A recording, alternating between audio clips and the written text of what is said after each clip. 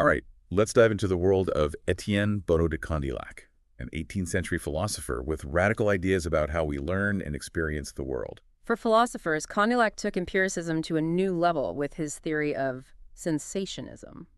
Okay, sensationism, for those of us who might not be philosophy experts, break that down a bit. Yeah. What's so radical about saying our senses are important?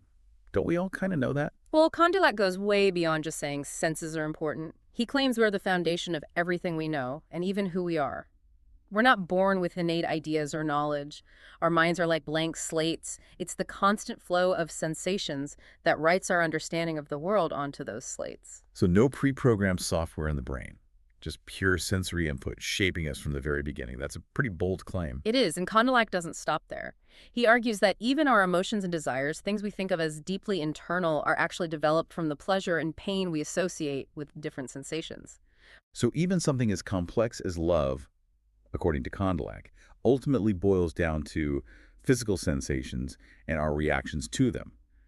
I can see how that would be a game changer for how we view human nature. Absolutely. It really challenges the traditional mind-body dualism that was so prevalent in philosophy at the time. Now, Condillac wasn't just interested in the psychological aspects of sensation. He was also delving into some pretty deep metaphysical territory. Absolutely. He goes beyond describing how sensations work to exploring the nature of the mind itself. He argued that the mind is an immaterial substance. Hold on. Immaterial. Doesn't that contradict his idea that everything comes from physical sensations? That's where it gets really interesting, and where Condillac's philosophical chops really come into play. He's not saying the mind is physical, like our bodies. He's saying it's a separate kind of entity, but one that's shaped and molded by the physical sensations it receives.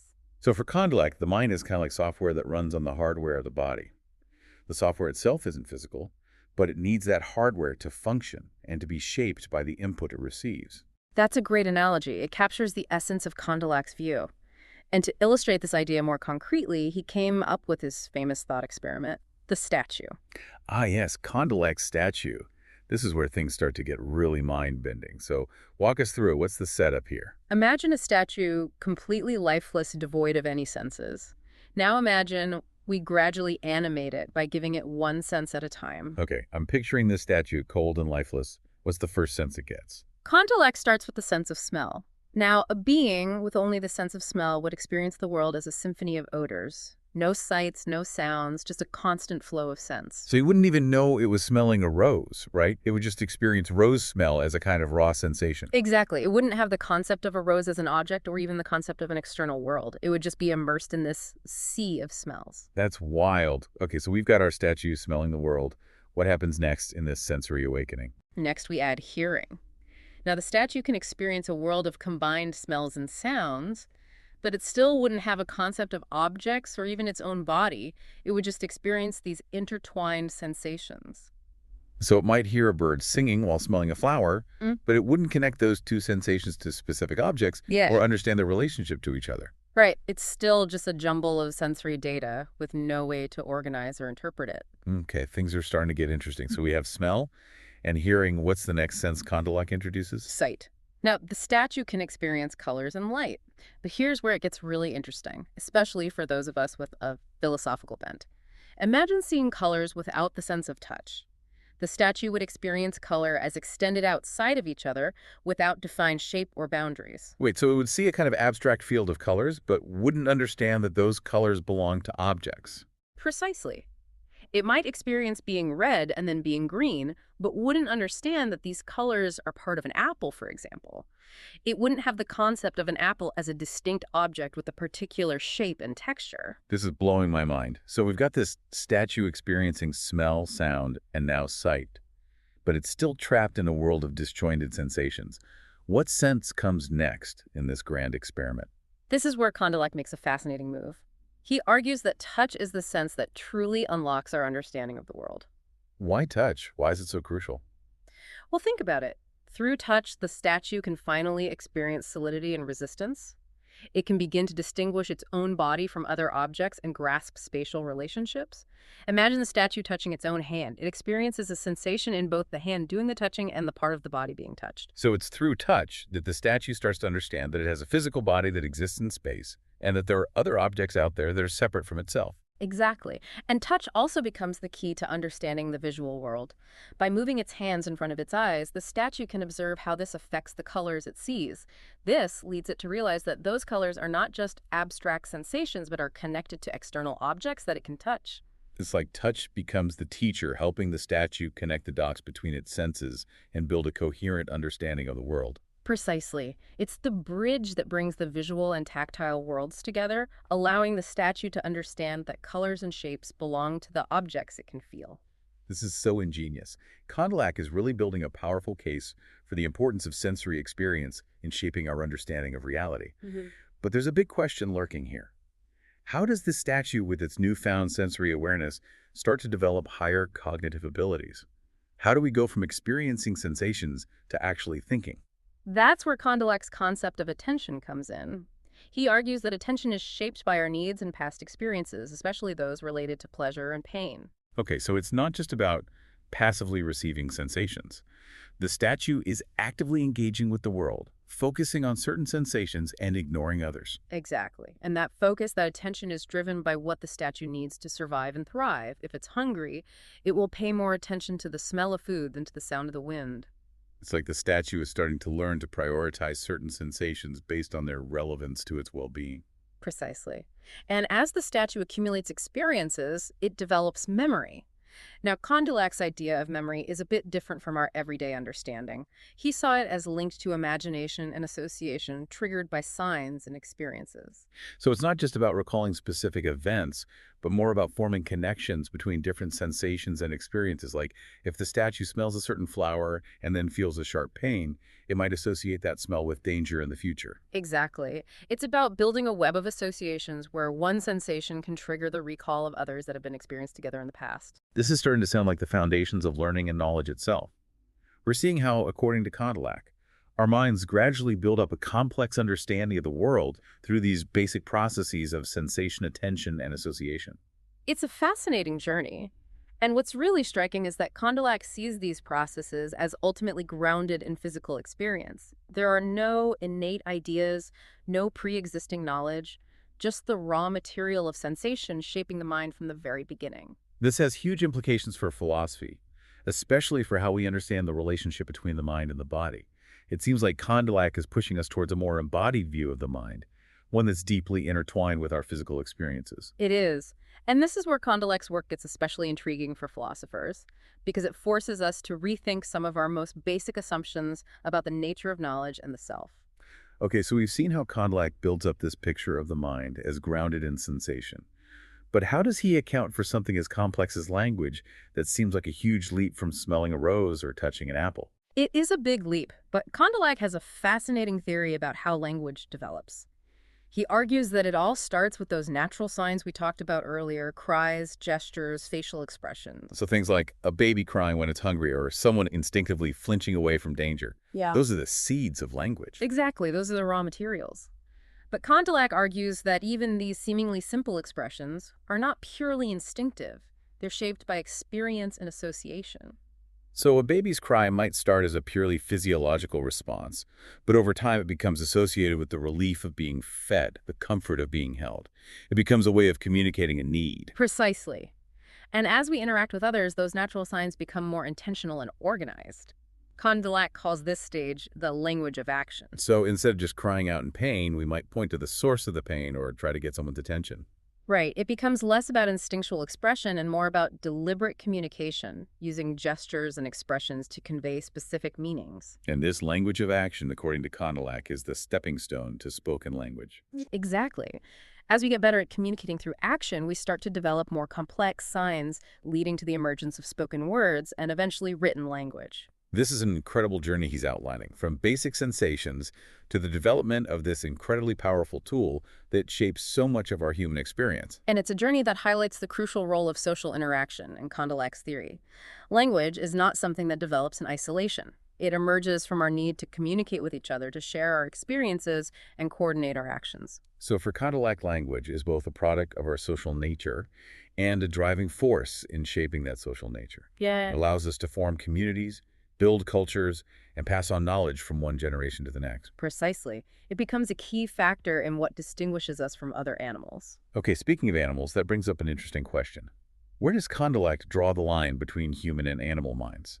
Does he believe animals can think? That's a question that really gets to the heart of Condillac's philosophy, and it's a question that continues to be debated by philosophers and scientists today.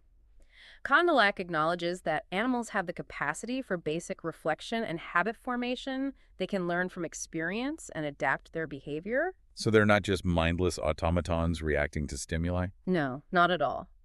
But Condillac does see limitations in animal minds. He argues that they're primarily driven by their immediate needs and sensory capabilities, particularly the sense of touch. So while a dog might learn to avoid a certain area where it's been shocked, it wouldn't necessarily be able to understand the concept of electricity or danger in a broader sense. Right. Condillac attributes the unique capabilities of humans, things like morality, abstract reasoning, and knowledge of God, to our advanced language skills and our capacity for reflection. So it's language that really sets us apart and allows us to develop these higher cognitive abilities? For Condillac, language is the key that unlocks those higher levels of thought. He sees it as both a tool for analyzing ideas and a driving force behind the progress of arts and civilization. This is fascinating stuff. It's like Condillac is giving us a whole new way of understanding what it means to be human, how our minds work, and how we make sense of the world around us. He is. And his ideas have had a profound impact on fields ranging from psychology to linguistics to education. It's amazing to think that these ideas, which we're discussing today, as if they were cutting edge, were actually developed centuries ago. It's a testament to Condillac's enduring relevance and the power of his philosophical insights. Absolutely. He was a true pioneer in understanding the mind and the human experience. Now, before we move on to Condillac's surprisingly modern views on economics, I want to circle back to something we discussed earlier, the immateriality of the soul. We talked about how Condillac believes the mind is a separate, non-physical substance. But does that mean he also believed in the immortality of the soul? That's a great question, and one that Condillac grapples with directly. While he argued for the immateriality of the soul, he didn't see it as automatically guaranteeing immortality. Wait, what? So he believed in a soul that could die? It's not that simple. Condillac believed that the soul's immortality is tied to our capacity for moral understanding. Moral understanding. How so? He argues that as humans develop in society, we come to understand moral laws, the rules that govern right and wrong behavior. And he believed that this moral understanding allows us to grasp the concept of God as the ultimate source of justice. So morality leads us to God. In a way, yes. Condillac believed that our ability to grasp moral concepts elevates us above animals and makes us worthy of divine justice. And it's this connection to God and his justice that, according to Condillac, grants our souls immortality. Wow. So it's not just about having a soul, it's about what we do with that soul, how we develop our moral understanding. Exactly. For Condillac, morality is the key to unlocking the soul's eternal existence. That's a pretty heavy concept to wrap our heads around, but it's also incredibly thought-provoking. It's just that our actions in this life have profound implications for our souls beyond our earthly existence. Now, I know you mentioned Condillac also had some interesting things to say about economics, and this is where he gets surprisingly modern, right? He really does. In fact, his work on economics predates Adam Smith's famous Wealth of Nations. Really? So he was ahead of his time in this area as well. What were some of his key economic ideas? Well, Condillac viewed value as determined by two key factors, utility and scarcity. This means that a good is valuable based on how useful it is and how readily available it is. This concept of scarcity influencing value is a fundamental principle in Mott's economics. So a glass of water in the desert is going to be much more valuable than a glass of water next to a flowing river, even though it's essentially the same thing. Exactly. And this insight led Condillac to champion free markets and limited government intervention. That seems like a big leap going from sensations and statues to free markets. How did he make that connection? It all ties back to his understanding of human needs and self-interest. Condillac believed that in a free market, individuals driven by their own self-interest will naturally seek out the goods and services that are most useful to them. And this process of individuals pursuing their own needs will ultimately lead to a more efficient and prosperous society. It's like an invisible hand guiding the market towards the best outcome. That's the idea. And Condillac argued that government intervention, things like price controls or excessive taxation, actually disrupt this natural process and ultimately harm the overall economy. This is sounding very familiar to modern economic thought. It's incredible how Condillac was able to anticipate these ideas centuries before they became mainstream.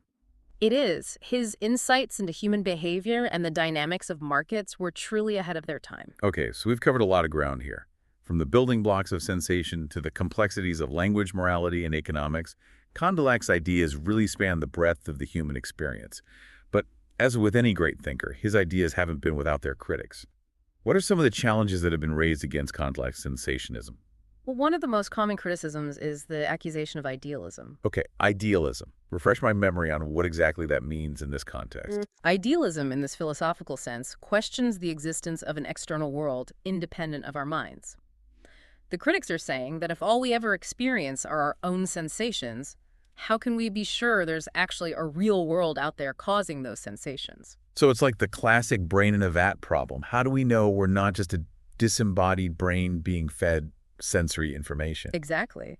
And this is a valid challenge to any philosophy that emphasizes the primacy of sensory experience. If everything is built on our subjective experiences, how do we know we're not just living in a world of our own making? So how did Condillac respond to this criticism? Did he have a defense against this kind of skeptical attack? He did, and it's really interesting how Condillac connected these ideas to his overall philosophy. Yeah, I'm curious about that too. How does a theory about how our senses work lead to ideas about economics? Well, Condillac believed that our desires and needs are ultimately rooted in those physical sensations we were talking about earlier. So we desire things because they make us feel good on some level. Exactly, and those desires drive our economic choices. We seek out things that satisfy our needs and give us pleasure. That makes sense. But what about the idea of scarcity? How does that fit into Condillac's view? Condillac argued that scarcity plays a key role in determining value.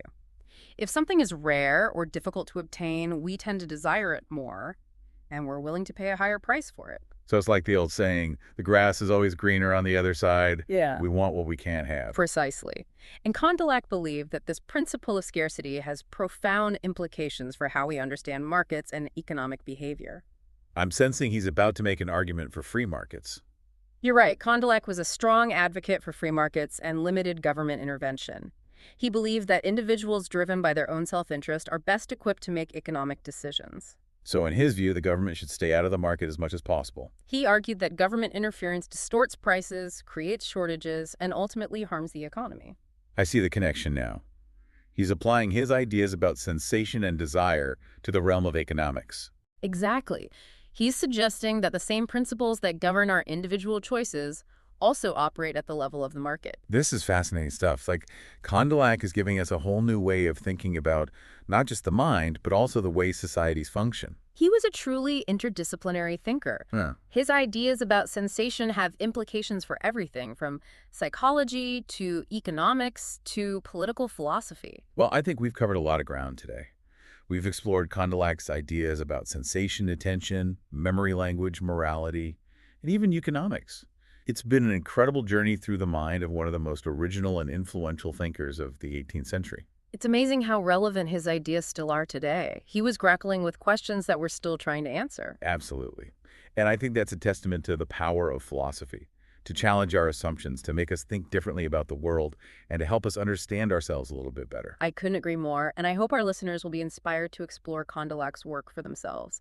It's a journey worth taking. And on that note, we'll wrap up our deep dive into the fascinating world of Etienne Bonnot de Condillac. We hope you've enjoyed this exploration of his ideas and that you'll continue to ponder the big questions that he raised. Remember, the pursuit of knowledge is a lifelong journey, and Condillac's work is a valuable guide along the way.